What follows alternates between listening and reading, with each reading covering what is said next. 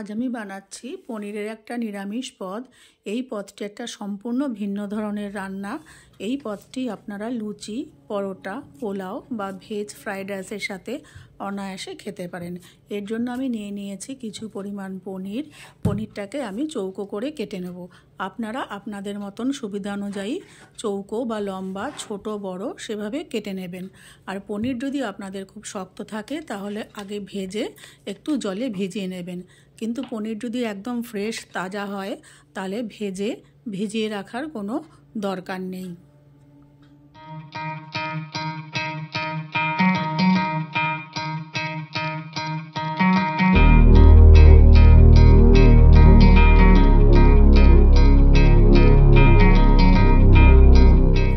আমি নিয়েছি দুটো টমেটো, সাদা তিল,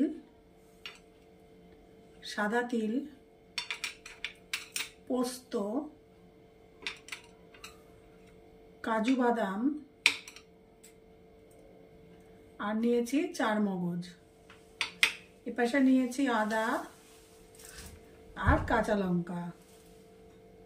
আমি এগুলো একসাথে পেস্ট করে ফিরে আসছি। আমি গ্যাসে একটা প্যান বসিয়ে দিয়েছি, দিয়ে দিচ্ছি সাদা তেল। আমি এই রান্নাটা পুরোটা সাদা তেলে করব। আপনারা ইচ্ছা করলে এটা সর্ষের তেলেও করতে পারেন। এখানে প্যানে তেল গরম হয়ে গেছে। আমি কেটে রাখা পনিরগুলো এবারে একটু ভেজে নেব।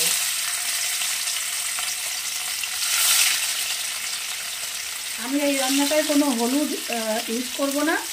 আপনারা যদি মনে করেন পছন্দ করেন হলুদ দিতে পারেন।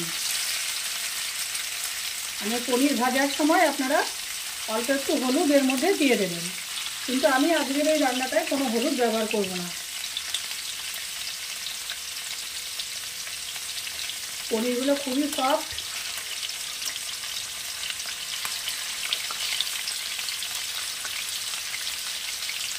পনিরগুলো ভাজা হয়ে গেছে। এর থেকে বেশি আমি কড়া ভাজবো না। আমি এরপর এই পনিরগুলোকে তুলে নেব।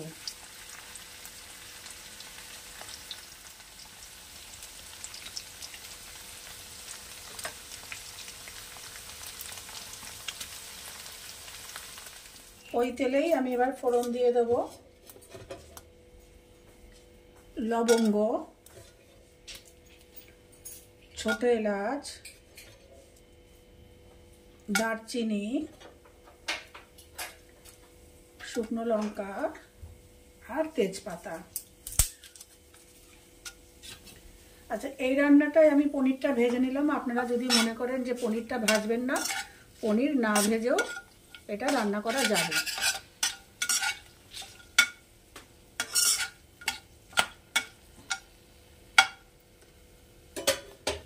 এইবারে আমি মশলা ভাজা হয়ে গেছে, একটা হালকা গন্ধ বেরিয়ে এসছে। এবারে আমি এই যে পেস্টটা তৈরি করে রেখেছিলাম, কাজু, পোস্ত, চারমগজ, টমেটো, আদা, কাঁচা লঙ্কা দিয়ে দিয়ে দেবো পেস্টটা। আপনারা যদি মনে করেন যে আলাদা করে আদা বাটা দেবেন, আলাদা করে এগুলো বাটবেন, অবশ্যই তা করতে পারেন।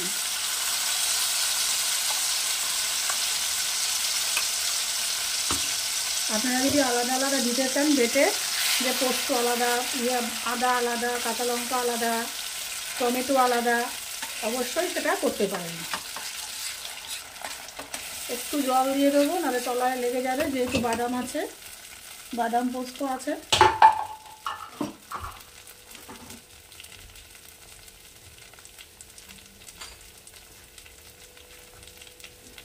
একটু দিয়ে দিলাম জল।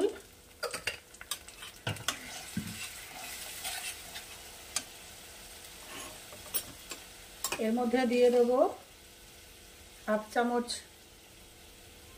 লবণ,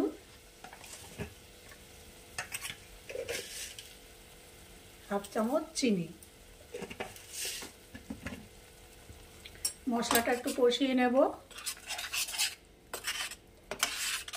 তারপরে যাব পরের স্টেপে।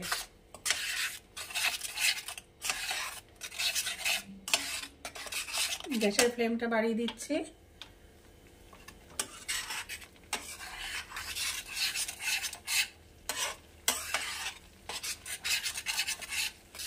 আমি এবার একটা ফোড়নের একটা প্যান নিয়ে নিয়েছি, দিয়ে দিলাম একটু সাদা তেল।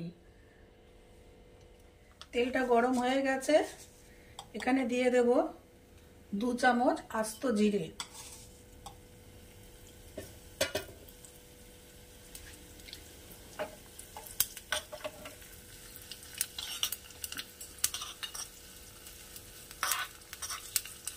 এটা ভাজা ভাজা করে নিলাম, করে নিয়ে এবার এটাকে আমি ঠান্ডা করে এটাকে আমি বেটে নেব, বা মিক্সিতে আপনারা এটাকে গুঁড়ো করেও নিতে পারেন, একটু পেস্ট করেও নিতে পারেন। একটু জল দিয়ে এটাকে পেস্ট করে নেব। এটাকে পেস্ট করে আমি ফিরে আসছি। এই মশলাটা কষে এসছে, এবারে এর মধ্যে দিয়ে দেব আমি যে জিরেটা ভেজে নিলাম সেটা পেস্ট করে নিয়ে এসেছি, এর মধ্যে দিয়ে দিলাম সেই পেস্টটা। গ্যাসের ফ্লেমটা আবার কমিয়ে দেব। এই মশলার জারে যেটুকু লেগে রয়েছে সেটা একটু জল দিয়ে ধুয়ে দিয়ে দেব।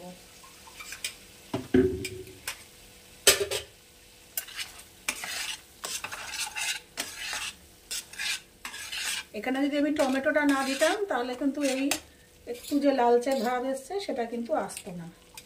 আপনারা যদি ইচ্ছা করেন তাহলে টমেটো নাও দিতে পারেন, তাহলে তার বদলে কি দিতে হবে, তার বদলে আপনারা দেবেন টক দই।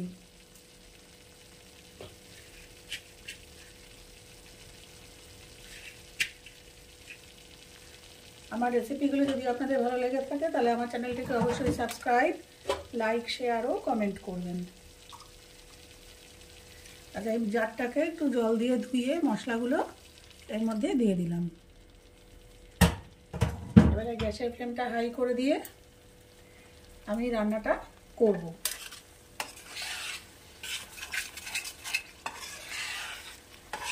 এখানে আপনারা শুকনো লঙ্কা গুঁড়ো ব্যবহার করতে পারেন বা কাশ্মীরি রেড চিলিও ব্যবহার করতে পারেন, কিন্তু আমি এখানে যেহেতু কাঁচা লঙ্কা দিয়েছি, আমি এটা আজকে পুরোটাই কাঁচা লঙ্কা দিয়ে করব, সেই জন্য আমি শুধু কাঁচা লঙ্কা দিয়ে করেছি।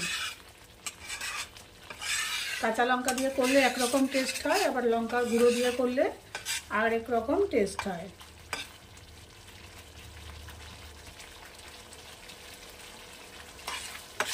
এই পর্যায়ে আপনারা লবণ, ঝাল এটা টেস্ট করে নেবেন।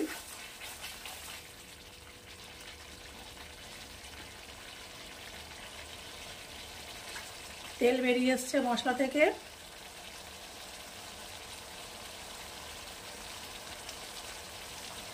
তার মানে আমার এখানে মশলা একদম কষানো কমপ্লিট। এবারে আমি এর মধ্যে দিয়ে দেব ভেজে রাখা পনিরগুলো।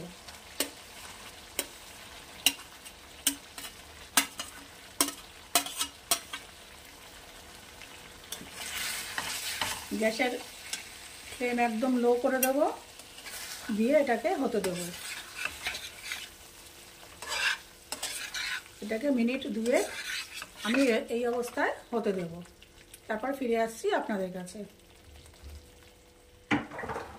এবারে আমি এর মধ্যে দিয়ে দিচ্ছি কয়েকটা এই মটরশুঁটি,